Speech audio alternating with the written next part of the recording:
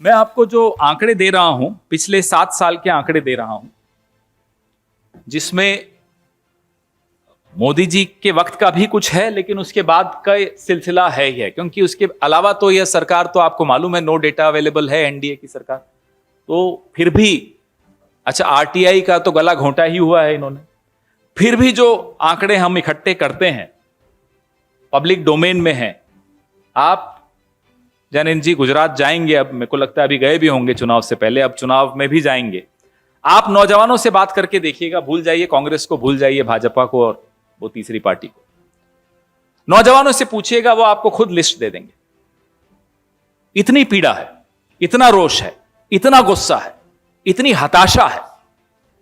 मैंने सिलसिलेवार हर साल के निकाल के आपके इस प्रेस जो विनीत जी आपको देंगे प्रेस रिलीज, उसमें है ये 2014 थोड़े उससे पहले के हैं, लेकिन 14, 15, 16, 17, 18 और फिर इसके बाद तो खैर कोविड था तो लीक नहीं कर पाए क्योंकि एग्जाम ही नहीं हुए, 21 और अब ये 22। मुद्दा चुनाव का यह बनाना है, यह मुद्दा है। अगर यह मुद्दा चुनाव में नहीं उठेगा तो हम प्रदेश के नौजवान के साथ हम भी धोखा कर रहे होंगे, आप भी धोखा कर रहे होंगे, तो वो धोखा नहीं होना चाहिए। गुजरात प्रदेश जहां कल भारतीय जनता पार्टी की गौरव यात्रा शुरू हुई है, किस बात का गौरव?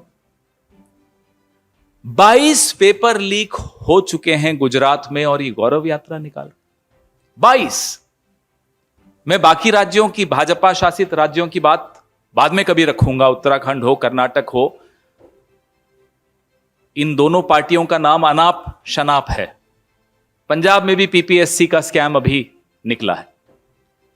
आखिर कारण क्या है कि जहां जहां भाजपा शासित राज्य सरकारें हैं वहां पेपर लीक एक के बाद एक पेपर लीक हो रहा है? क्या नौजवानों को आप गंभीरता से नहीं लेते? पूरे विश्व का सबसे नौजवान देश माना जाए भारत, और उसके नौजवान की यह हालत आपने कर दी हो, और आपका राज्य जहां आप 12 साल मुख्यमंत्री रहे हो, आज आप प्रधानमंत्री हो।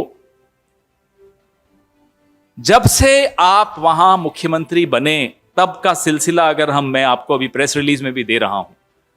आपके बाद आनंदीबेन पटेल आई, उस वक्त कितने पेपर लीक हुए? विजय रूपानी जी आए, कितने पेपर लीक हुए? भूपेंद्र पटेल जी आए, हालत देखिए। अभी स्कूल के पेपर लीक होना, बीबीए के होना, पटवारी के होना, नायब तहसीलदार के होना, वन रक्षक के होना, समझ में तो नहीं आता लेकिन हो रहा है। स्कूल तक के पेपर लीक हो रहे हैं और परीक्षाएं टल रही हैं। ये हालत है गुजरात के नौजवान की। भारतीय जनता पार्टी 27 साल से वहां सत्ता में है। अब बताइए किसका नाम लेंगे? नेहरू जी का लेंगे? 27 साल से तो कांग्रेस वहां है ही नहीं सत्ता में। 27 साल से आपकी सरकार रही है, उसमें से 12 साल नरेंद्र मोदी जी मुख्यमंत्री रहे हैं। आपने वहां क्या किया? अभी सौराष्ट्र यूनिवर्सिटी में बीबीए और बीकॉम का पेपर 13 अक्टूबर को निर्धारित हुआ था, लीक हो गया, टल गया।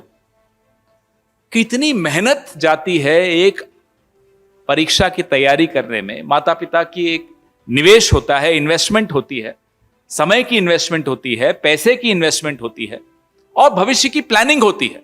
हम और आप भी जब स्कूल में पढ़ते थे, हमारी भी प्लानिंग होती थी कि भाई कॉलेज करेंगे, कॉलेज के बाद ये एंट्रेंस देंगे, फिर शादी करेंगे, फिर जिंदगी अपनी सेटल करेंगे।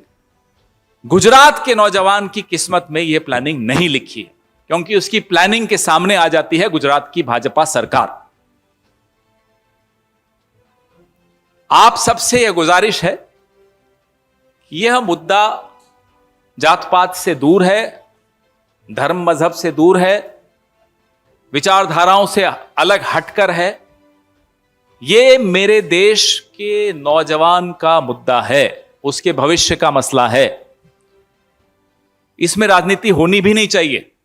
इसमें चिंता सबसे ज्यादा तो इस देश के प्रधानमंत्री को होनी चाहिए, प्रधान सेवक को होनी चाहिए। जो वहां गौरव यात्रा निकाल रहे हैं अमित शाह, उनको होनी चाहिए। आप उस प्रदेश में जाकर नौजवानों की आंखों में आंखें डाल के कैसे बात करते हो, कैसे वोट मांग लेते हो? उसके साथ आपने किया क्या?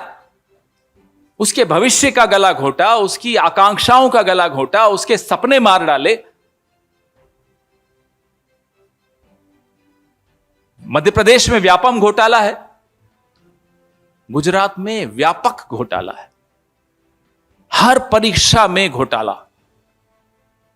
तो यह सवाल हम सबको एक आवाज में उठाना चाहिए, मीडिया को यह सवाल उठाना चाहिए कि आखिर कारण क्या है, और जो सरेआम मालूम है कि किसने धांधली की उसको प्रोटेक्शन दी जा रही है, उसको राजनीतिक संरक्षण दिया जा रहा है। मजबूरी क्या है आपकी? कारण क्या है ये? अब खबरें पाइए सबसे पहले हमारे मोबाइल न्यूज एप्लीकेशन पर। एंड्रॉइड या iOS प्लेटफॉर्म पर जाइए, HW न्यूज नेटवर्क को सर्च कीजिए, डाउनलोड कीजिए और अपनी सुविधानुसार भाषा का चयन कीजिए। खबरों की भीड़ में अपने काम की खबर पाते रहिए।